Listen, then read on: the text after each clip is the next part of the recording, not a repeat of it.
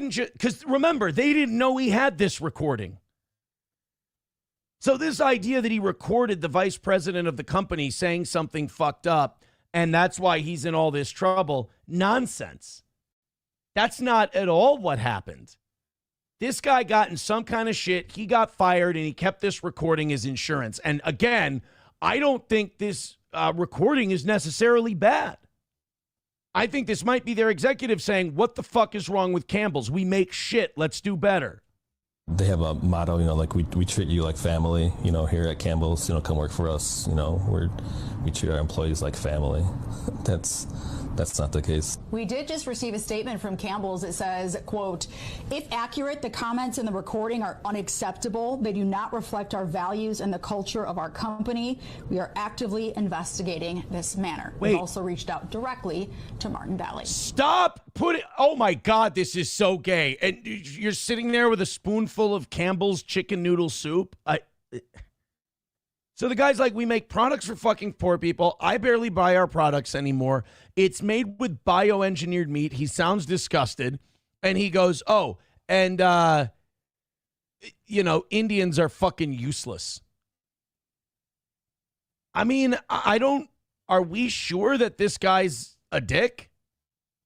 Or is this guy trying to, speak some inconvenient truth more than anything else?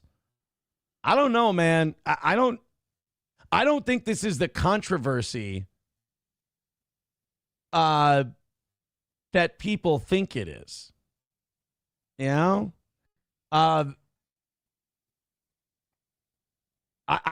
think that this guy is, I think he's a guy who got in some shit. I think he's a guy who got in trouble. And I think now he's using these recordings as some kind of vengeance, some kind of get back. Belusier, becoming a member for 42 months, says, don't forget about Oz. Don't forget about Oz. So, yeah, the Jake Hudson song, Don't Forget About Oz. What about Corey? I heard some things from people about Corey that I'm going to choose not to believe until I hear more, if that makes sense. I'm going to choose not to believe. Somebody told me like Corey's kind of like gone off the deep end or he's gotten really weird. I haven't seen that, so I don't know, but I'd love to have Corey back. Red Fox Mad with $4.99 says it looks like the University of Michigan was at the center of a major NCAA sign stealing scandal, was what made JJ win games. He seems lost without. Well, then the answer is simple. We got to start stealing the other team's signs. God. Thank you very much, Red Fox Matt. Appreciate that. And Gray Duckling with 5 gifted memberships on YouTube. Thank you. Wanna fuck? Let's fuck! I appreciate that. So now we got to update our standings here. You got Red Fox Mad. Oh, my God. We are moving this morning. Thank you. Red Fox Mad in first with 25. Gray Duckling in second with 22. Long Balls in third with 20. In fourth, you've got On a Wall with 5. Dub is in central booking with 5. And Atomic Ray falls out of the top 5. Thank you, guys, very, very much. Off to an unbelievable start this morning. I appreciate it. I really do. Oh, yeah, people in the chat saying, fuck yeah, Oz is coming back. I mean, look, he and I have to sit down. We have to iron out the details of it. But Oz on Thursdays, that's a stacked morning lineup, my friends. And then I don't have to do any more solo shows except for the evening. Sounds good to me. You want to get into this Trump Somali shit? Donald Trump talking about terminating protected status for Somalis in Minnesota. Now, something does need to be done about Somalis in Minnesota. That's a fact. But it's going to have to be done on the state level. The problem is the people who run this state right now want these Somalis in here because it behooves them politically. And unfortunately, they don't give a shit how much money they steal. They don't care how much money Somalis rip us off in fraud. They don't care how many Medicaid or daycare programs they fuck over. They don't give a shit. They don't want to protect your money. I mean, it wasn't even the state of Minnesota that caught them. It was the federal government that caught them. And by the way, I was reading an article over the weekend. The federal government has been trying to expose this for years. Since 2019, the federal government has been trying to root out this Somali fraud. I mean, it was before COVID that we found out that a lot of Somali money they were wiring back to Somalia was ending up in the hands of al-Shabaab. Also, Somalis in Minnesota were leaving Minnesota and going to join al-Shabaab, which is an al-Qaeda-affiliated terrorist group.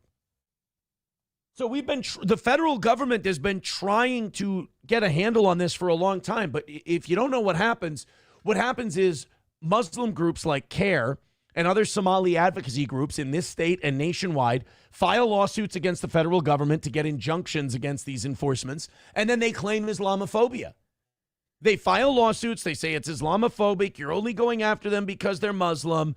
And then the first Trump and the Biden administration they put their hands up and went, racist, Islamophobic, us. Oh, God, never. Oh, my goodness. Oh, we'll back off. I mean, it's only like at that time, it's only $3 million. I mean,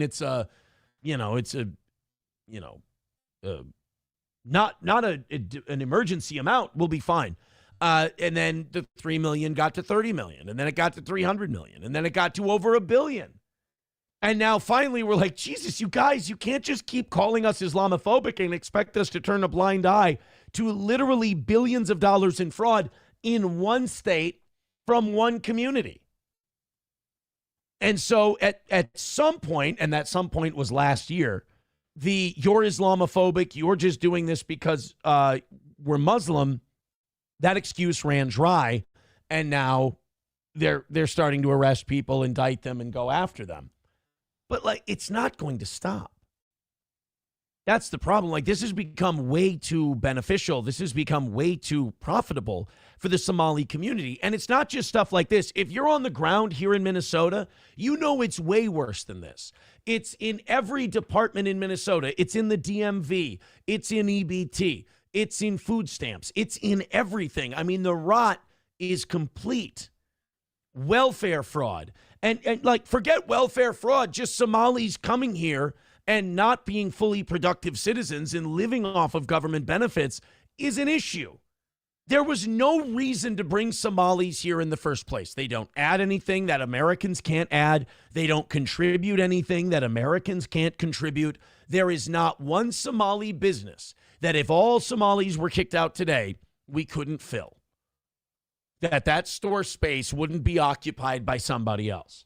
If all the Somalis just disappeared from Minnesota today, by 6 months, you would not notice a negative difference. It would be replaced very, very quickly. That would be a very quickly healing wound. And I would go as far as to say, not only do they not contribute anything here in the state of Minnesota, but they've now officially become more trouble than they're worth. Because, again, this is billions of dollars of theft. And then they're finding out that a lot of that money that they're stealing is going back to Somalia, and some of it ends up in the hands of these terrorist groups. So not only are they defrauding the American people out of their hard-earned tax dollars, but then those hard-earned tax dollars don't even stay in the economy. They go off to Somalia, and it's just all wiped out. So it's deficit spending to do the programs, fraud by the Somali community, and then shipped off to Somalia. I mean, literally, you might as well be taking your tax dollars and just mailing a check to the Somali government or al-Shabaab and cut out the middleman. So Donald Trump decided to do something about this.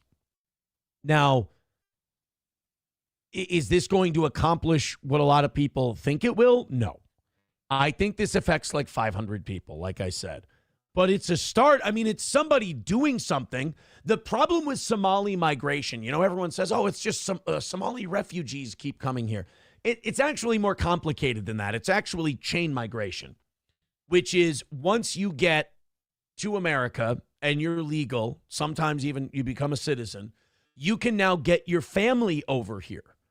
You can sponsor for your family to come over, or, it used to be Catholic Charities. They could sponsor somebody coming over. And now you've got, we've talked about this before, you got this problem with chain migration. People being able to bring their families over once they get here.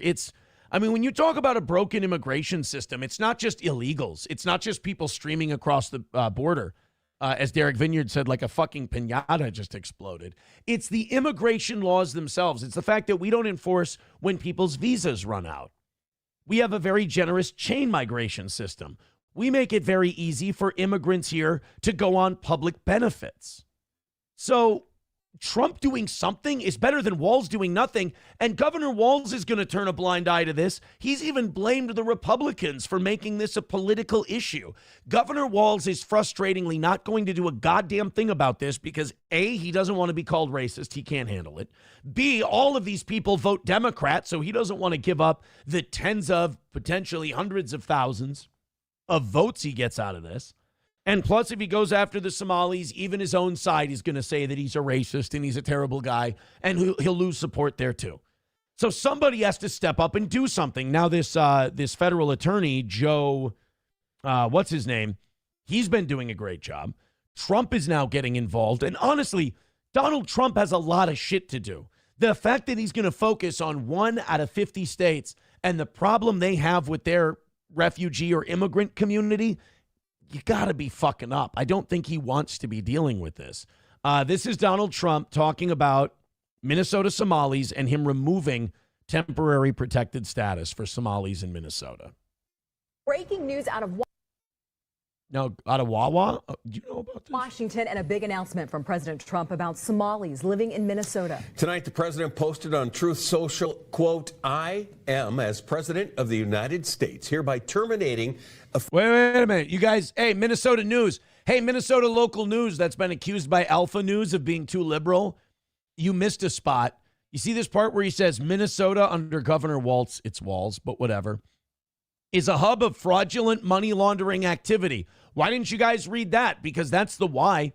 Isn't the news supposed to be who, what, why, where, when, and how? I thought it was supposed to be the 5 W's. I thought that when I took journalism classes in college, that's what it was. It was the 5 W's. You were supposed...